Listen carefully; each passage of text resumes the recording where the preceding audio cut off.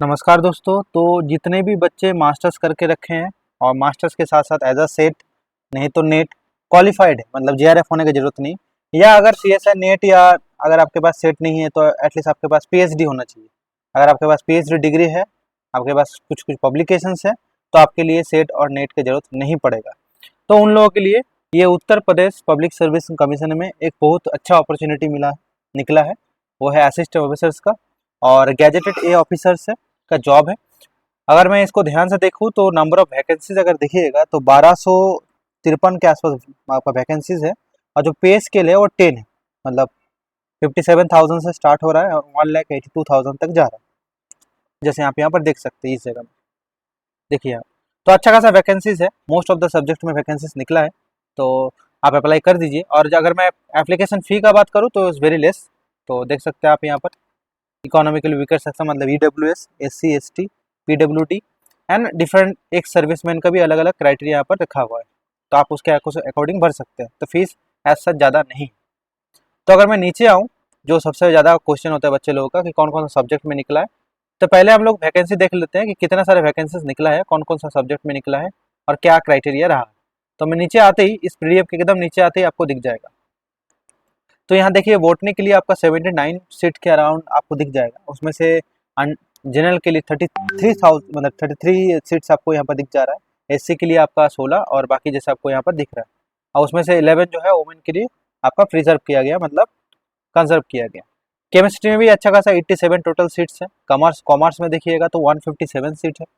Drawing, painting, economics में 61 है, education में 14 है, ऐसे जियोग्राफी 46 है, इंग्लिश में 92 है। बहुत सारे बच्चे बोल रहे थे कि सर हम लोग लिटरेचर से हैं, हम लोग इंग्लिश से किए हैं कोर्स, तो कैसे हम लोग अप्लाई कर पाएंगे।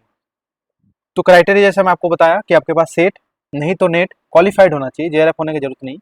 नहीं तो अगर ये नहीं है आपके पास तो मास्टर्स के साथ साथ आपके पास पीएचडी होना चाहिए, और पीएचडी के टाइम आपके पास 2 मिनिमम आपका पेपर होना चाहिए। ठीक है।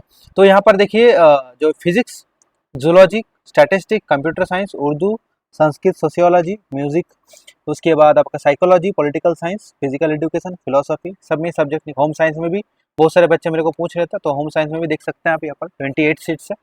तो अच्छा खासा सीट्स निकला है, और टोटल मिला दूँ तो आपको जैसे बताया था 1200 के आसपास सीट है, 1250 के आसपास। तो ये तो सीट्स हो गया। और सिलेबस अगर पता करना है कि सर ये तो बता दिए कि इतना नंबर ऑफ सीट्स निकला है, तो सिलेबस कहाँ से पता करें। तो अगर कोई नेट क्वालिफाई किया है तो आपको ऑलरेडी सीएसआई नेट का सिलेबस आपको पता होगा। एंड मोर और लेस सिलेबस जितना भी आपका पब्लिक सर्विस कमीशन में निकलता है, सिलेबस मोर और लेस इतना ही होता है, जैसे आप यहाँ पर देख सकते हैं। जैसे बोटनी का सिलेबस यहाँ पर लिखा हुआ है, तो मोर बोटनी का यूनिट 1, यूनिट 2 ऐसे करके आपको पूरा सिलेबस दे दिया। और सिलेबस को अच्छे से रिव्यू कीजिएगा तो आपको पता चलेगा जो सीएसआई नेट में सिलेबस था और सेट में जो सिलेबस होता है, मोर और लेस सेम सिलेबस होता है आपका यहाँ पर भी। तो आपका उधर अगर प्रिपरेशन अच्छा से था तो इधर भी हो जाएगा।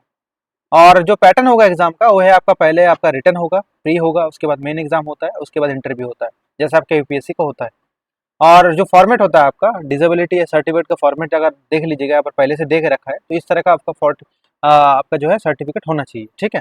उसके अलावा क्या क्या चीज़ आपको देखना है कि एप्लीकेशन फॉर्म भर के आपको पहले ही रजिस्ट्रेशन कर लेना है। ठीक है। रजिस्ट्रेशन नहीं कीजिएगा तो आपको दिक्कत हो जाएगा, बाद में लास्ट टाइम में रजिस्टर्ड नहीं रहिएगा तो फॉर्म को कंप्लीट नहीं कर पाइएगा।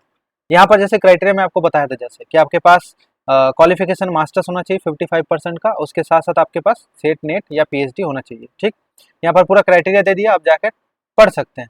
उसके अलावा जो आपका एस सी एस टी है उसमें बैचलर और मास्टर्स में थोड़ा छूट दिया जाता है, जैसे 5% का आपको छूट मिल जाएगा, relaxation of 5% as you can see here. ठीक है। और उसके अलावा और relaxation of the 5% shall be provided to the PhD holders who have obtained their master degree prior to 19 September 1991। तो ये कुछ कुछ क्राइटेरिया है जो आपको ध्यान देना पड़ेगा। I think most of them को अगर जो बच्चे हैं वो मास्टर्स कर रहे हैं, नहीं तो मास्टर्स कंप्लीट कर लिए, नहीं तो पीएचडी कर रहे होंगे और सोच रहे हैं कि यहाँ पर अप्लाई करके अगर जॉब मिल जाता है तो पीएचडी कहीं ना कहीं क्विट करने का प्लान है। तो बहुत बहुत कॉन्ग्रेचुलेसन जो जो ऐसे सोच रहे हैं, सही सोच रहे हैं आप। और आपको जो ये एप्लीकेशन है फॉर्म भर देना चाहिए, और भरने के बाद आपको अगर मिलता है opportunity definitely you should go. और जहाँ आपको सर्विस मिलेगा वहाँ पर जाकर आप अपना पीएचडी कंप्लीट कर सकते हैं। It's not very big things.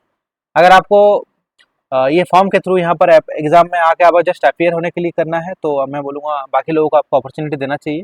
जो रियली इंटरेस्टेड है असिस्टेंट प्रोफेसर होने के लिए, उसको यहाँ पर अप्लाई करना चाहिए और एग्जाम देना चाहिए। एग्ज़ाम बहुत ज़्यादा टफ नहीं होता है, सिलेबस भी ऐसा इतना ज़्यादा नहीं है, अगर अच्छे से कीजिएगा तो ज़रूर हो जाएगा। बाकी फर्दर नोटिफिकेशन के लिए मेरे को आप फॉलो कर सकते हैं लिंक्डइन में, इंस्टाग्राम में और यूट्यूब में, ठीक है। मैं वहाँ पर नोटिफिकेशन थोड़ा थोड़ा देते रहता हूँ, आप लोगों को पता चल जाएगा। तो प्रेम पूर्वक आदरपूर्वक दिल से आपका बहुत बहुत धन्यवाद।